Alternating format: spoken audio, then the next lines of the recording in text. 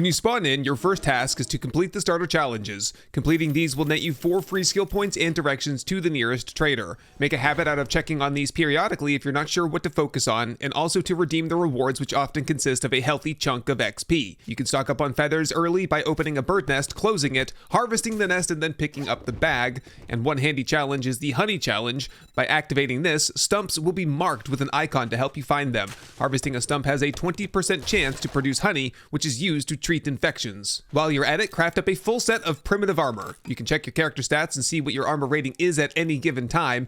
Primitive armor is light armor, and a full set should give you around 32 armor, which means a 32% reduction to incoming damage. Medium and heavy armor gives you a higher armor rating, but also incurs a movement speed, stamina regeneration, and noise penalty, which light armor does not have. Points into medium and heavy armor do not increase your armor rating, but do reduce the penalties of wearing those armors. And points into any attribute level are what increase your chances of finding armor magazines, not the armor skills. Early on, if you have a long distance to run, I recommend you take off your heavy and medium armor, which will help you run longer and faster. And if you ever see it for sale, purchase Urban Combat Volume 6, so that your armor speed penalty is removed while you are fighting. Everything but the primitive armor also comes with a magical enchantment, or in other words, a simple bonus, and wearing a full thematic set confers another 5th bonus. I have a detailed video on all of the armor pieces if you'd like more information on armor and what I recommend wearing for various activities.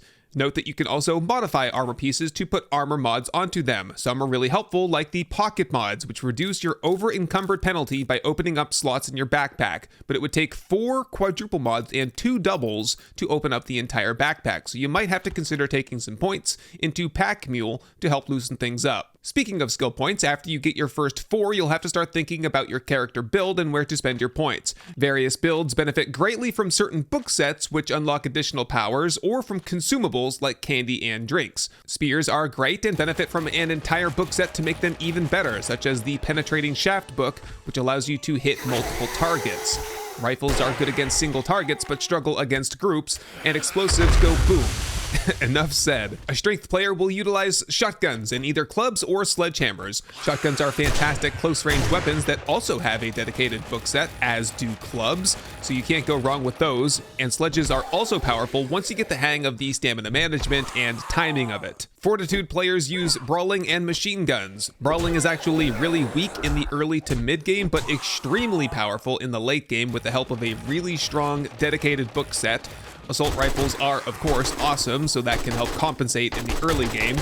Agility players use knives, bows, and pistols effectively. This caters to a sort of stealthy assassin playstyle and can benefit from several books and specialized armor sets even that make stealth extremely satisfying and powerful. And intellect players will use batons and robotics primarily. A particular combination of turrets, stun baton, nerd tats, candy, and a stun repulsor mod results in the power of Thor himself. Each build has its own strengths and weaknesses and will specialize in certain areas. Perception makes you a better looter and salvager, strength makes you a better miner, fortitude makes you a better farmer, agility makes you a better sneaker, and intellect makes you a better crafter, and that's a bit oversimplified, but that is the gist of it. Quick tip though, the quick way to spend skill points is to press W with the skill selected instead of clicking on the icon. Magazines are closely tied to skill points. Reading magazines will progressively unlock better gear for you to craft, first by increasing item quality, which is 1 through 6, and also denoted by color, then by tech tier, advancing from Stone Age to Iron Age to Steel Age to Mechanical Age, or simply put tier 0 through 3. Spending skill points in certain areas will increase the odds of you finding the relevant magazine. Just check the magazine you're looking for to see what skill will do that. Skill points can also influence what loot, books, and parts you find. For example, points into Gunslinger will increase your odds of finding pistols, pistol parts, 9mm ammo, and Pistol Pete books as well. Quick tip though, try not to spread your skill points around too much. Focusing your skill points will help you isolate the particular magazines you want to find. Certain magazines can also be found in relevant areas, like gun magazines in gun store boxes and vehicle magazines inside vehicles. Quick tip on books and magazines, if the book icon you see here in the corner is open, that means you've read it before. If it's closed, you either haven't read it, or in the case of magazines, you haven't completed the whole magazine set yet. Sell off your extras for dukes and XP.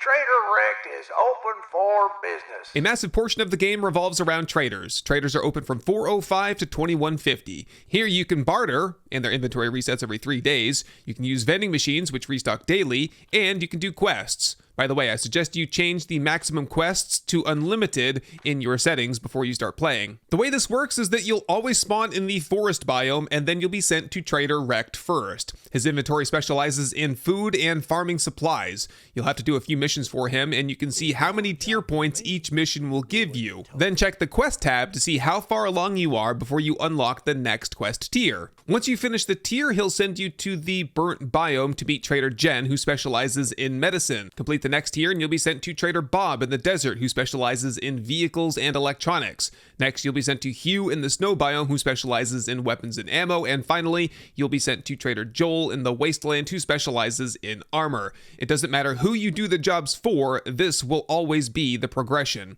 After each quest is turned in, you'll get a reward. After each tier is done, you'll get another special reward. For example, the tier 1 completion reward always has a bicycle for a reward option. Questing is helpful in multiple ways. Of course, you'll get dukes, experience, quest rewards, tier rewards, and then ultimately directions to the next trader and therefore biome. But what quest you take makes a big difference in what reward you get. This chart here will show you what quest types you can take and what the rewards will be. Fetch jobs are the easiest and have the smallest reward, while infestations are probably the hardest and have the best reward. On a fetch or fetch and clear job, pay attention to your compass to see where the satchel is. An arrow will indicate if the satchel is above or below you. Buried supply missions don't always feel like they're worth the time and effort, but if you do need clay soil for crafting, it's a good way to multitask. The trick I use is to put down a box on 4 sides of the perimeter so that when the circle starts shrinking down after every 10 dirt blocks broken, I can start to get a sense of where the supply box is going to be. Every time the circle reduces, there's a chance for zombies to spawn, so keep count of how much dirt you're digging so that you can prepare for the fight. Treasure maps work the same way, but the chest is locked and the treasure is unguarded. Gamestage is the dynamic difficulty mechanic within the game. It factors in your current level, the number of days you've been alive, and how many deaths you have in order to determine the difficulty of the zombies you'll face.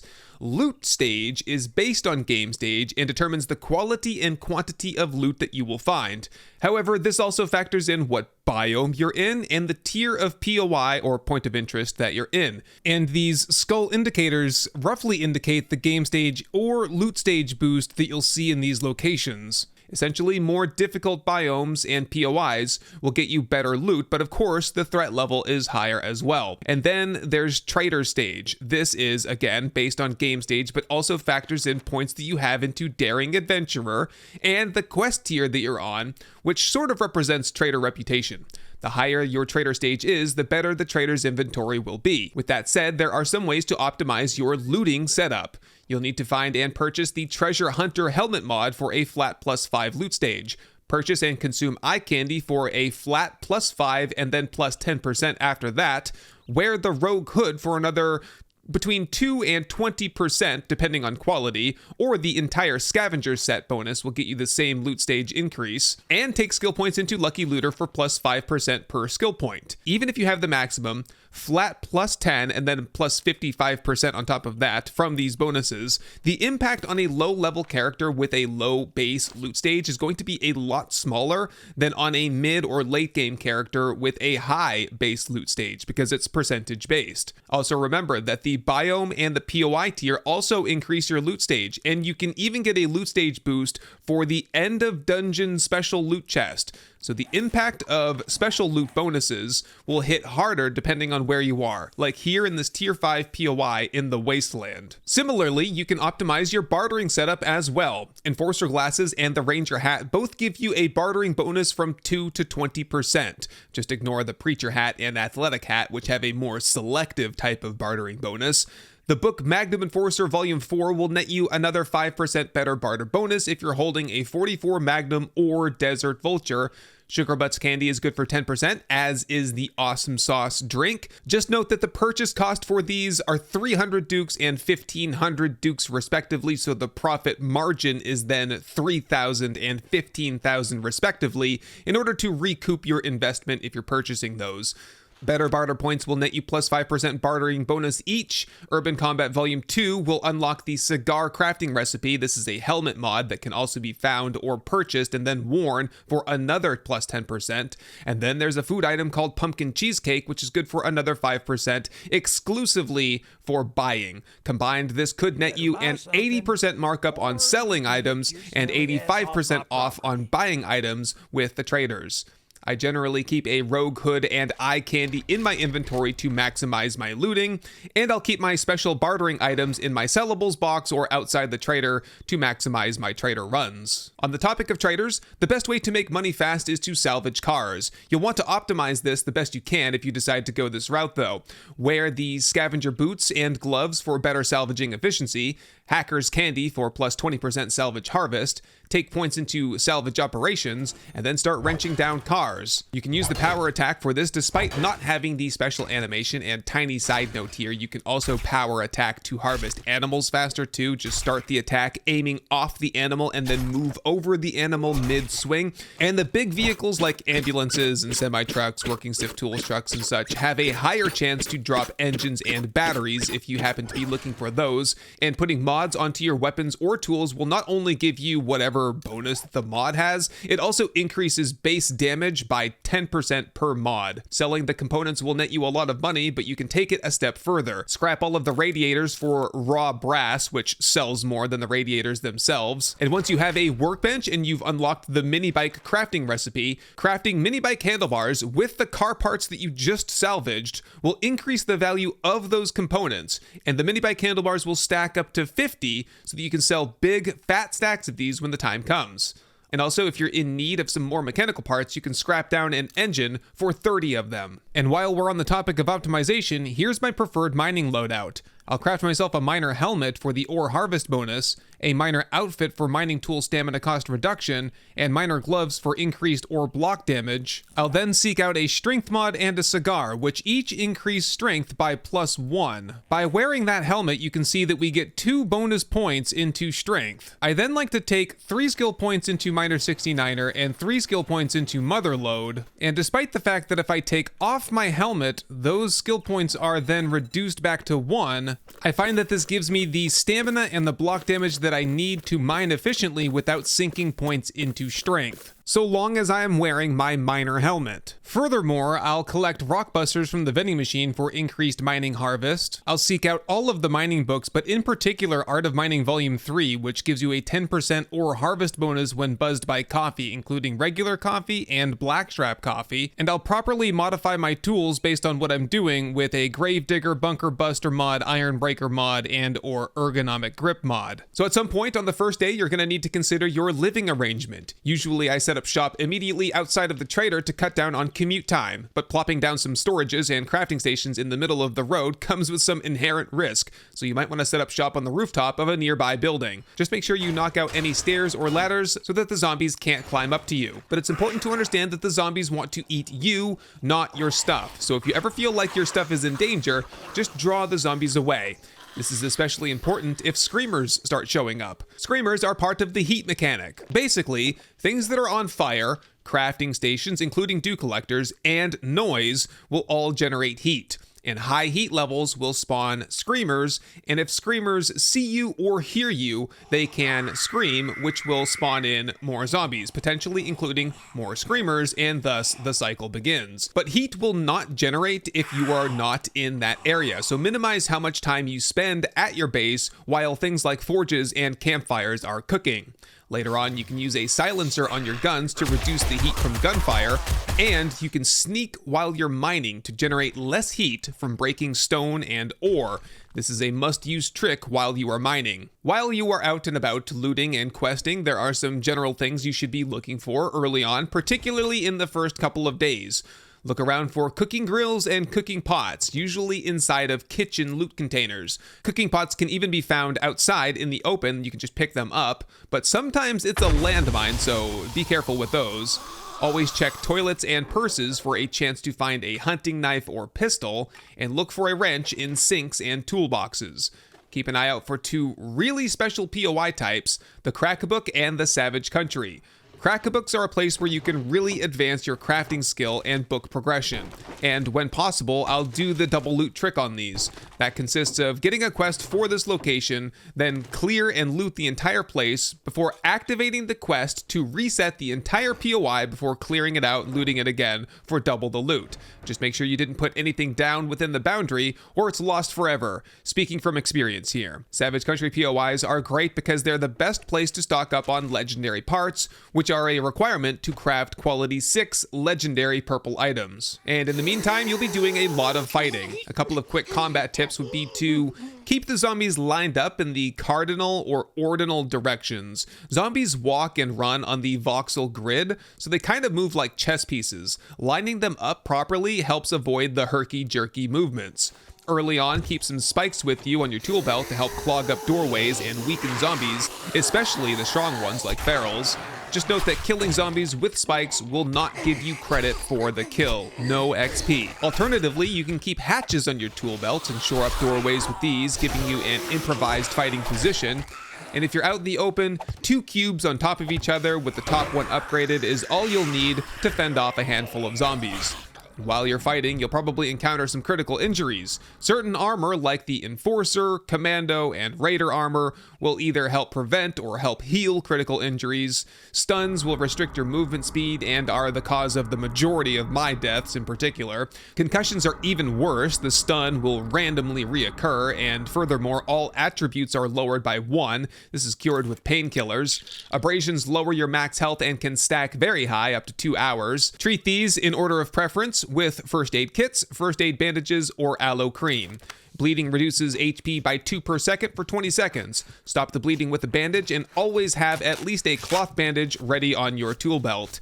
Deep lacerations are even worse. Cure these with sewing kits or first aid kits. Sprains will slow you down and hurt you if you try to push through them. Ignore the effects with steroids or cure them with a cast or splint after taking 1 point into the physician perk. Fractures are even worse but are treated in much the same way, but can be instantly cured with now 3 points into the physician perk. Infections tick up over time, taking a total of 7 days to reach 100% and kill you. Hits will also increase the infection. Cure these with honey or antibiotics. Just note the percentage that each medicine will cure. Fatigue lowers your maximum health and increases damage taken by 10%, and this is cured with vitamins. And dysentery, caused by eating contaminated food or water, will cause poop attacks that reduce your food and water. This is treated well with goldenrod tea, but prevented with vitamins, which also prevent infection and fatigue. By taking a vitamin first, you can safely consume food like sham sandwiches, which we call the sham slam. Thank you to Genosis for that one, or the gutter gulp if you're thirsty. Doing this will lower your health though, so top off with some first aid once you're done. And once you obtain a water filter mod for your helmet, you can safely drink water anywhere, anytime, without penalty. There's another trick that you can do here. Just grab some forged iron and craft a bucket. Set down a cube 1 meter hole inside your base. Use the bucket to scoop up some water and deposit it into the cube 1 meter hole. Then enjoy free and unlimited water anytime you want. I picked that one up from my friend 25. The final phase to surviving in 7 days is building.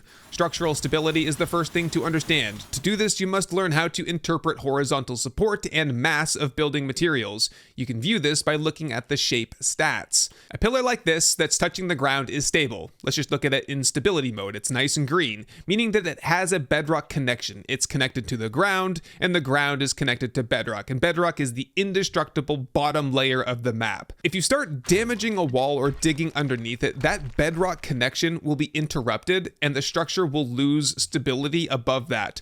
Horizontal support is how much mass can hang off the side of a block that has a bedrock connection. In the case of these basic wood shapes, 40 mass can be attached to the side, or a total of 8 blocks. See here, I can place 8 shapes off the side. Toward the limit, the outline starts to turn yellow, indicating that we're getting close to collapse, and pink means the structure is about to collapse. This is pretty straightforward, but what you need to understand is that when you upgrade blocks to better building materials, the block's mass will start to increase, which can further stress the structure. So upgrade the load-bearing blocks first, the ones that have the bedrock connection, before you upgrade the blocks that are free hanging off the sides of those supports. Building takes time to learn, and even I have had my fair share of collapses, even recently. Nope, I cannot. Great, here we go again. Let's just bust that piece off. Most players will convert an existing POI into their base, especially during the first 2 to 3 weeks when they're stockpiling supplies for a build and working on their skill points. For the sake of this tutorial, I'll show you how to build a very quick and easy Horde base that you can use for your first few Horde nights. And a word from the wise here, do not combine your crafting and storage base with your Horde fighting base until you're really comfortable with how the game works. I'm going to build down here at the end of the street on top of some nice, flat, and strong asphalt for a solid foundation. Start off with a 3x3 platform on 4 legs and aim to get it 12 meters off the ground. Build a ladder on the back end, but leave the bottom 2 rungs off. You can also put plates under these to make it easier to jump onto. 10 meters away, build a 12-meter tall pillar, and build a ladder on the back end of that as well. Nerd pole up in the middle area. You can quick open the shapes menu with Shift R. Grab a pole 1/2 side-centered shape. Hold R for options and pick on-face rotation and place it down like this. Hold R and select advanced rotation. Then immediately behind the first one, place down another in the reverse orientation like this. If you miss the rotation you want, hit R to cycle backwards. Span the rest of the distance with a pole side-centered shape like this. Build a simple wall with an opening where the poles link up. Place a scaffolding ladder on the bottom and an upside-down scaffolding plank on the top. On the outside, place a wedge 60 above the fighting position and a wedge 60 tip. This will prevent the zombies from stacking up and climbing over. Put a railing on the back so you don't fall off. I've marked in red the shapes that I think are the most important for the stability of the base, so upgrade these to at least cobblestone. And in blue are the shapes that I think are most important for the functionality of the base, to keep the zombies flowing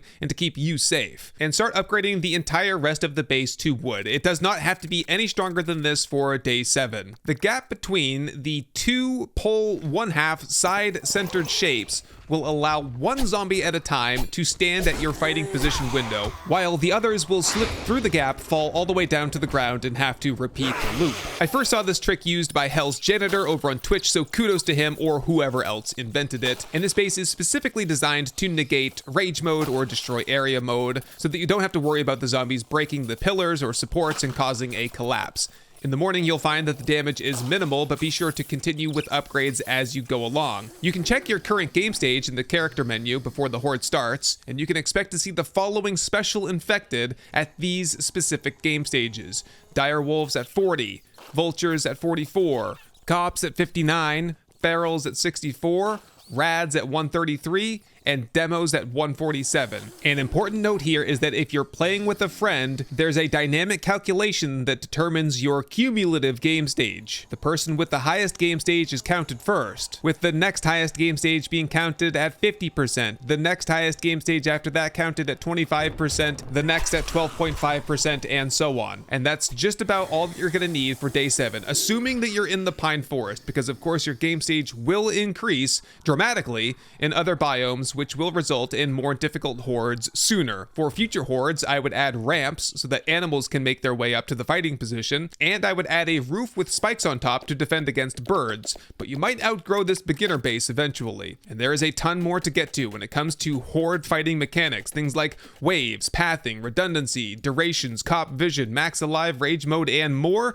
Just stay tuned for dedicated videos going over these things and how to design stronger horde bases in the future. Essentially, that is all you're going to need to know to get started in 7 Days to Die. Thank you very much for watching. I hope this information was helpful, and I will see you next time. Hey everyone, I just wanted to say thank you for watching, for leaving a like, but most of all, thank you to the long list of amazing supporters that you see right here. I hope this episode has earned your subscription, and I can't wait to show you the next one. Best wishes to all, and goodbye.